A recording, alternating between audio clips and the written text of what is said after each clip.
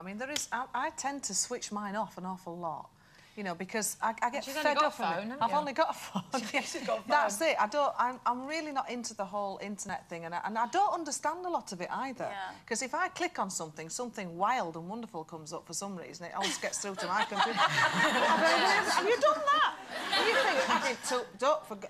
God forbid you type loose women in. Oh my goodness! You know, because I find it a little bit too much.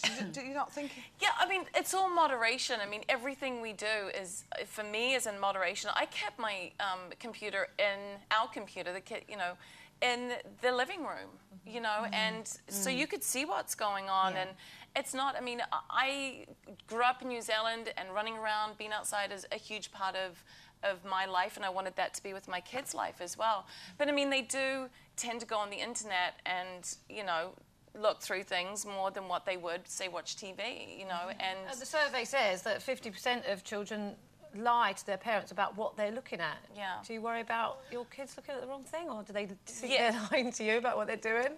Yeah, I mean... They say they're doing the homework, don't they? They're not actually. They're talking to people they don't know. You're like, you see this tap, and they're like, what? Exactly. You know, I think that whether it was, you know, running off down the street or, you know, getting into mischief down the road and not...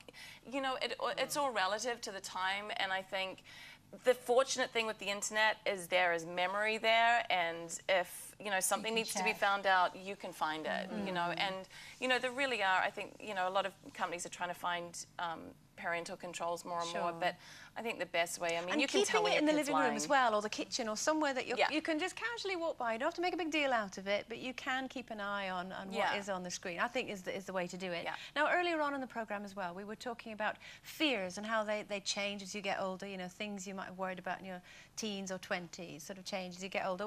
What do you mull over in your quieter moments? It has to be, you know, I mean...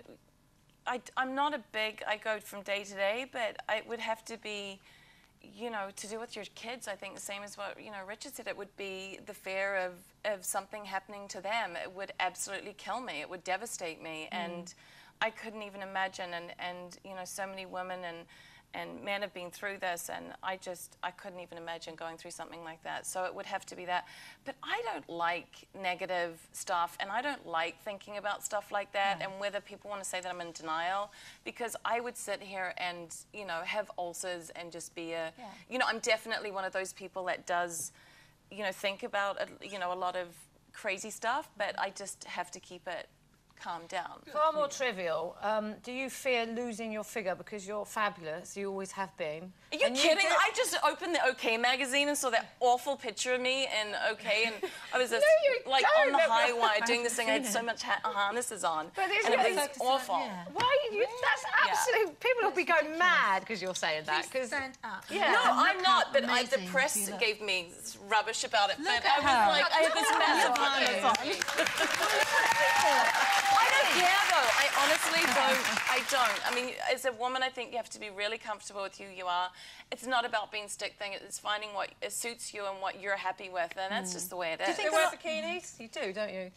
Yeah, but if I'm feeling bloated, you know, that time, it's nice to slip into a one piece. Or just keep your dress on. Yeah.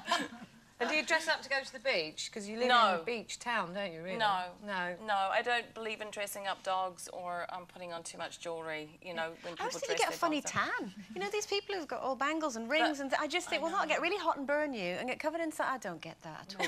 It's a mum thing. What else have you got going on? Because you've got a couple of films coming out. One in, is it August, and one in November? I did a couple of Lifetime films, actually, while I was doing the circus show over in the States, and... yeah, it's a film coming out in the end of August, and you know, I enjoy doing that, and I do a couple of independent films here and there, and it's nice, and I've been doing that for the last 10 years or so. It's everything. Everybody does everything now, and that's kind of fun and exciting. So I'm just. Yeah, it's good. It keeps you busy. It keeps the mind ticking over. It does. And to be honest, it keeps the bills paid, and that's what it's all about. Absolutely. Well, we're so glad that there weren't any delays at the airport. You managed to make it here. It's so nice to be here with you. It's Rachel Hunter, everyone. Thank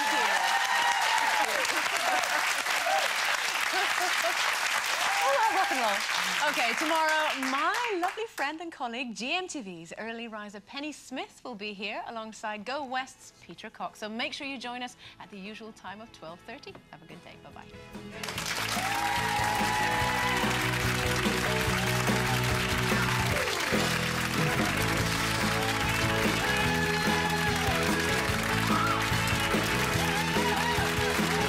National and world news from London coming up next today, followed by the very latest local news from UTV. Then the highs and lows of buying a property at auction. Experts Claire Reid and Michael Holmes offer advice to families searching for their ideal home on Good Bid, Good Buy.